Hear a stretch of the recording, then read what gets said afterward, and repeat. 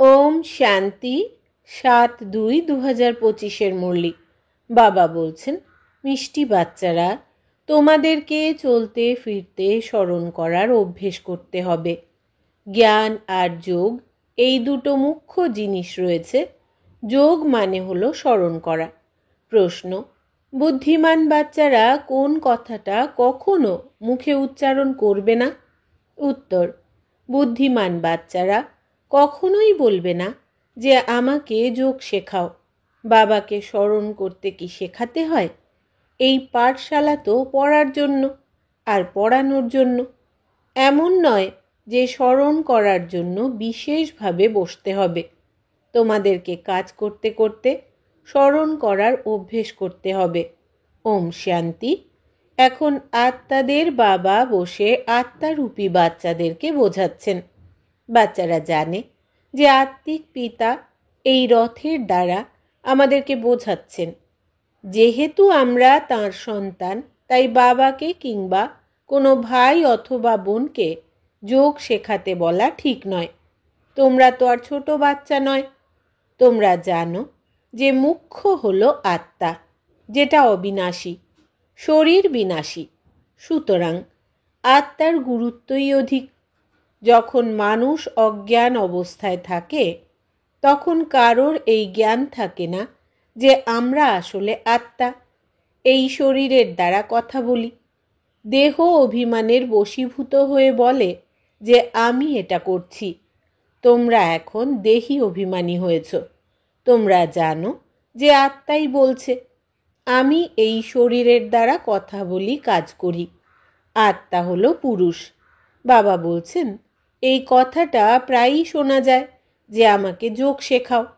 সামনে একজন বসে থাকে। আমরাও বাবাকে স্মরণ করছি, আর সামনে যে বসে আছে সেও বাবাকে স্মরণ করছে। কিন্তু এই পাঠশালা তো এইসবের জন্য নয়। এই পাঠশালা কেবল পড়াশোনার জন্য। এমন নয় যে এখানে বসে থেকেই তোমাদেরকে স্মরণ করতে হবে। বাবা তো বুঝিয়েছেন যে চলতে ফিরতে উঠতে বসতে বাবাকে স্মরণ করো। এর জন্য বিশেষভাবে বসার কোনো প্রয়োজন নেই। যেমন কেউ কেউ বলে রাম নাম জপ করো। জপ না করে কি স্মরণ করা যায় না? স্মরণ তো চলতে ফিরতেই করা যায়। তোমাদেরকে তো কর্ম করতে করতে বাবাকে স্মরণ করতে হবে। প্রেমিক প্রেমিকা তো বিশেষভাবে বসে থেকে একে অপরকে স্মরণ করে না। কাজকর্ম, ব্যবসা বাণিজ্য সব কিছুই করতে হবে। সব কিছু করতে করতে নিজের প্রেমিককে স্মরণ করতে থাকো। এমন নয় যে তাকে স্মরণ করার জন্য কোনো স্থানে গিয়ে বিশেষভাবে বসতে হবে। তোমরা বাচ্চারা যখন কোনো গান কিংবা কবিতা শোনাও তখন বাবা বলেন এগুলো তো ভক্তিমার্গের। যখন মানুষ শান্তি দেবা বলে থাকে তখন তো তারা পরমাত্মাকেই স্মরণ করে, কৃষ্ণকে নয়। ড্রামা অনুসারে আত্মা এখন অশান্ত হয়ে গেছে বলে বাবাকে স্মরণ করছে, কারণ তিনিই হলেন সুখ, শান্তি এবং জ্ঞানের সাগর। মুখ্য বিষয় হলো জ্ঞান আর যোগ। যোগ মানে স্মরণ করা। ওদের হঠযোগ তো একেবারেই আলাদা। তোমাদের এই যোগ হলো রাজযোগ। কেবল বাবাকে স্মরণ করতে হবে। বাবার দ্বারা তোমরা বাবাকে জেনে যাওয়ার মাধ্যমেই সৃষ্টির আদি মধ্য অন্তকেও জেনে গেছো। তোমাদের খুশির সব থেকে বড় কারণ হলো স্বয়ং ভগবান তোমাদেরকে পড়াচ্ছেন। আগে ভগবানের সম্পূর্ণ পরিচয় জানতে হবে। এই রকম তো কখনোই জানতে না যে আত্মা যেমন তারার মতো, সেই রকম ভগবানও একটা তারা, একটা আত্মা। কিন্তু তাঁকে পরম আত্মা বা সুপ্রিম সোল বলা হয়। তিনি কখনো পুনর্জন্ম নেন না। এমন নয় যে তিনি জন্ম মৃত্যুর চক্রের মধ্যে আসেন না, তিনি পুনর্জন্ম নেন না। তিনি নিজে এসে বোঝান যে আমি কিভাবে আসি। ত্রিমূর্তির গায়ন তো ভারতেই প্রচলিত রয়েছে। ত্রিমূর্তি ব্রহ্মা, বিষ্ণু, শঙ্করের ছবিও দেখানো হয়। বলা হয় শিব পরমাত্মায় নমঃ। কিন্তু সেই সর্বশ্রেষ্ঠ পিতাকেই ভুলে গেছে। কেবল এই ত্রিমূর্তির ছবিটাই দেখিয়েছে, কিন্তু এনাদের ওপরে তো শিব বাবার ছবি অবশ্যই থাকা উচিত, যাতে মানুষ বুঝতে পারে যে এনাদের রচয়িতা স্বয়ং শিব বাবা। রচনার কাছ থেকে তো উত্তরাধিকার পাওয়া সম্ভব নয়। তোমরাও জানো যে ব্রহ্মার কাছ থেকে কোনো উত্তরাধিকার পাওয়া যায় না। বিষ্ণুর ক্ষেত্রে হিরে মানিকের মুকুট দেখানো হয়। শিব বাবা দ্বারা এখন পুনরায় তুচ্ছ থেকে মূল্যবান হচ্ছ তোমরা। কিন্তু শিব বাবার ছবি না রাখা হলে তো সব কিছুই খণ্ডন হয়ে যায়। পরম পিতা পরমাত্মা হলেন সর্বশ্রেষ্ঠ। এরা সবাই তার রচনা। এখন তোমরা বাচ্চারা বাবার কাছ থেকে 21 জন্মের উত্তরাধিকার পাচ্ছ। হয়তো ওখানে তোমরা জানবে যে আমরা লৌকিক বাবার কাছ থেকেই উত্তরাধিকার পাচ্ছি। ওখানে তোমরা জানবে না যে এই সব আসলে অসীম জগতের পিতার কাছ থেকে প্রাপ্ত উত্তরাধিকার। এই সময়ই তোমরা এটা জানো। এখন তোমরা যা উপার্জন করো সেটা 21 জন্ম ধরে চলে। ওখানে তো এসব জানবে না। এই জ্ঞানের কথাগুলো ওখানে মনে থাকবে না। এই জ্ঞান দেবতাদের মধ্যেও থাকে না, শূদ্রদের মধ্যেও থাকে না। কেবল তোমাদের মতো ব্রাহ্মণদের মধ্যেই এই জ্ঞান থাকে। এটা হলো আধ্যাত্মিক জ্ঞান। স্পিরিচুয়াল কথাটার অর্থও বোঝে না। ডক্টর অফ ফিলসফি বলে থাকে, ডক্টর অফ স্পিরিচুয়াল নলেজ তো কেবল বাবা। বাবাকে সার্জেনও বলা হয়। সন্ন্যাসীদেরকে তো সার্জেন বলা যাবে না। যারা বেদ শাস্ত্র ইত্যাদি অধ্যয়ন করে তাদেরকেও ডক্টর বলা যাবে না। ওরা হয়তো এইরকম টাইটেল দিয়ে দেয়, কিন্তু বাস্তবে বাবাই হলেন একমাত্র আধ্যাত্মিক সার্জেন, যিনি আত্মাদেরকে ইঞ্জেকশন দেন। ওটা হলো ভক্তি মার্গ। ওদেরকে বলতে হবে যে এই ডক্টর অফ ভক্তি বা শাস্ত্রের জ্ঞানের দ্বারা কোনো লাভ নেই, কেবলই অধঃপতন হবে। তাই ওদেরকে কিভাবে ডক্টর বলা যাবে? ডাক্তারের দ্বারা তো মানুষ উপকৃত হয়। এই বাবা হলেন অবিনাশী সার্জেন। যোগ বলের দ্বারা তোমরা এভার হেলদি হয়ে যাও। এইসব কথা কেবল তোমরা বাচ্চারাই জানো।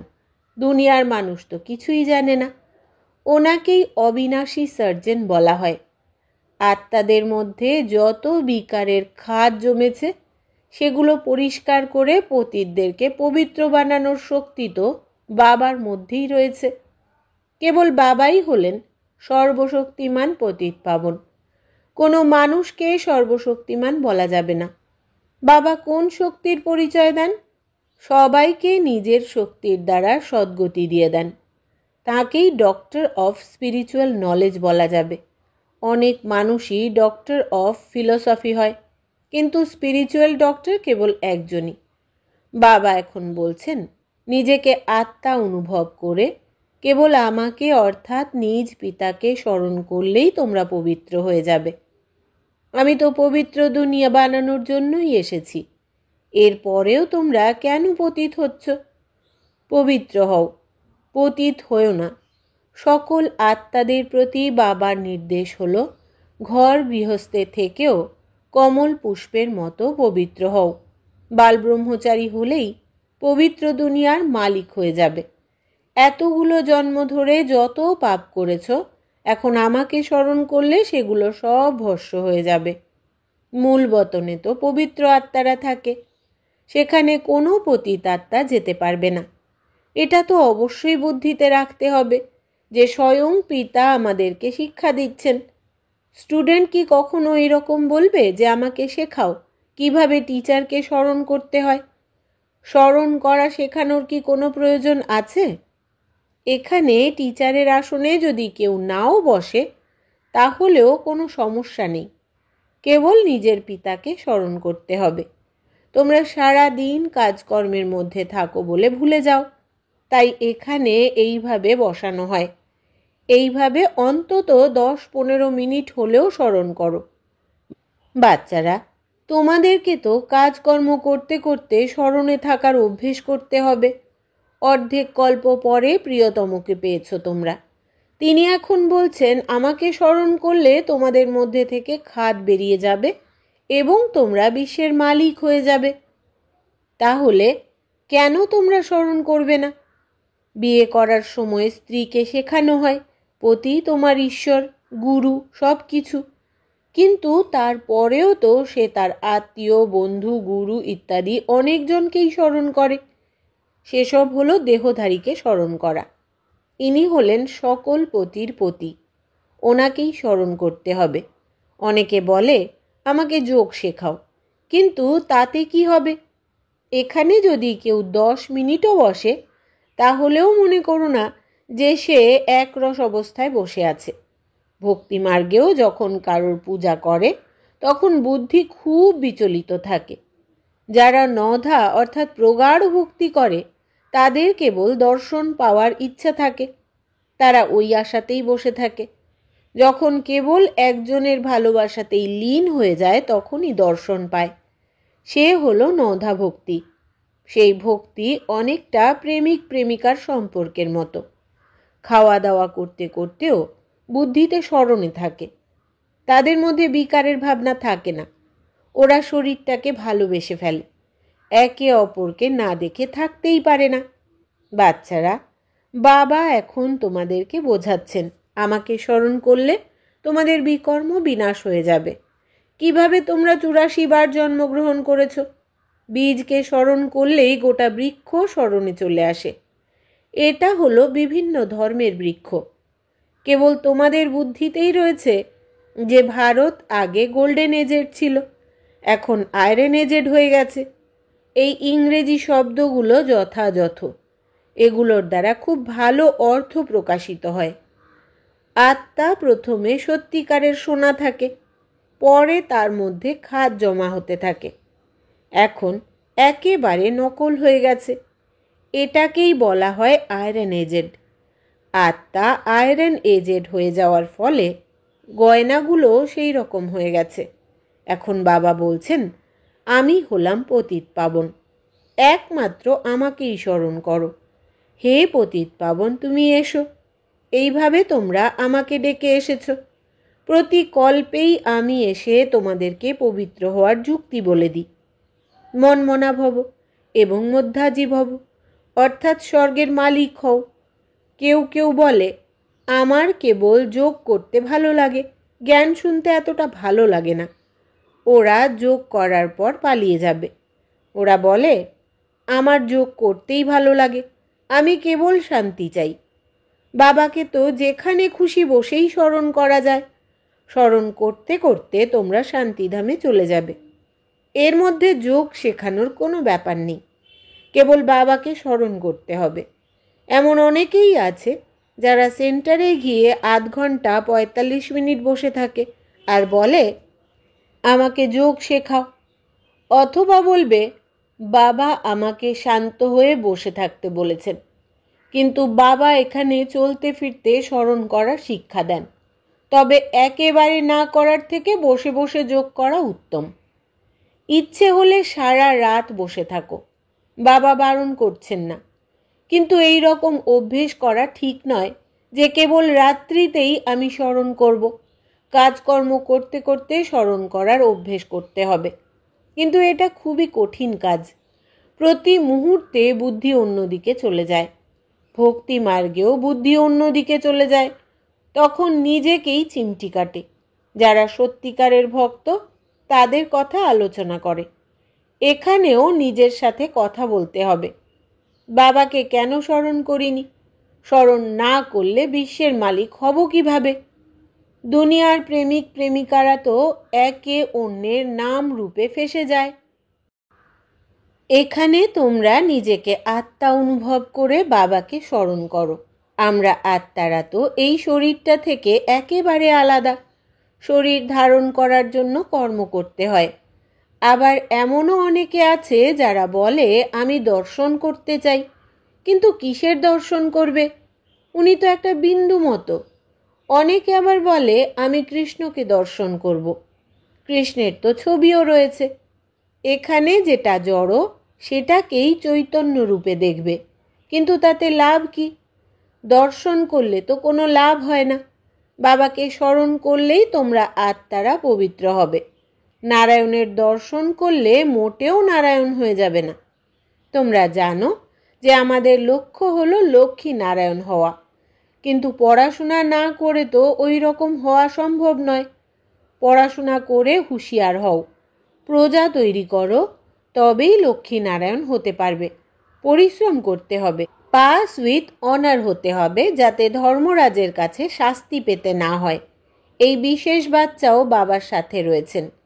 ইনিও বলছেন তোমরা চাইলেই আগে এগিয়ে যেতে পারো। বাবার ওপরে তো কত দায়িত্ব রয়েছে, সারাদিন কত বিষয়ে চিন্তা ভাবনা করতে হয়। আমি এত সময় স্মরণ করতে পারি না। খাওয়ার সময় একটু স্মরণ থাকে, কিন্তু পরে আবার ভুলে যাই। আমি বুঝতে পারি যে আমি আর ইনি একসাথে ঘুরছি, কিন্তু চলতে ফিরতে সেই বাবাকেই ভুলে যাই। খুবই পিচ্ছিল বিষয়, প্রতি মুহূর্তেই স্মরণ করতে ভুলে যাই। এক্ষেত্রে খুব পরিশ্রম করতে হয়। স্মরণের দ্বারাই আত্মা পবিত্র হবে। অনেককে শিক্ষা দিলে ভালো পদ পাবে। যে ভালোভাবে বুঝেছে সে ভালো পদও পাবে। প্রদর্শনীতে অনেক প্রজা তৈরি হয়। তোমরা প্রত্যেকে লক্ষ লক্ষ জনের সেবা করবে। নিজের অবস্থাকে সেই রকম বানাতে হবে। কর্মাতীত অবস্থা হয়ে গেলে এই শরীরটা আর থাকবে না। ভবিষ্যতে তোমরা বুঝতে পারবে যে এবার ভয়ঙ্কর যুদ্ধ লাগবে এবং অনেকে তোমাদের কাছে আসবে। মহিমা বৃদ্ধি পেতে থাকবে। অন্তিমে সন্ন্যাসীরাও আসবে, বাবাকে স্মরণ করতে শুরু করবে। ওদের কেবল মুক্তিধামে যাওয়ার ভূমিকা রয়েছে, তাই জ্ঞান ধারণ করবে না। তোমাদের বার্তা এখন সকল আত্মাদের কাছে পৌঁছে দিতে হবে। খবরের কাগজের দ্বারাও অনেকে শুনবে। কত গ্রাম রয়েছে, সবাইকে বার্তা শোনাতে হবে। তোমরাই হলে মেসেঞ্জার বা দূত। বাবা ছাড়া তো পতিত থেকে পবিত্র বানানোর জন্য অন্য কেউ নেই। এমন নয় যে ধর্মস্থাপকেরা কাউকে পবিত্র বানিয়ে দেয়। ওদের ধর্ম তো ধীরে ধীরে বৃদ্ধি পেতে থাকে। ওরা কিভাবে কাউকে ফেরত যাওয়ার রাস্তা বলবে? সকলের সদ্গতিদাতা তো একজনই। বাচ্চারা, তোমাদেরকে অবশ্যই পবিত্র হতে হবে। অনেকেই আছে যারা পবিত্র থাকে না। কাম বিকার হলো মুখ্য। অনেক ভালো ভালো বাচ্চাও পড়ে যায়। কুদৃষ্টিও এই কাম বিকারেরই অংশ। এটাও একটা বড় শয়তান। বাবা বলছেন এর ওপরে জয়লাভ করলেই জগৎ জিত হতে পারবে।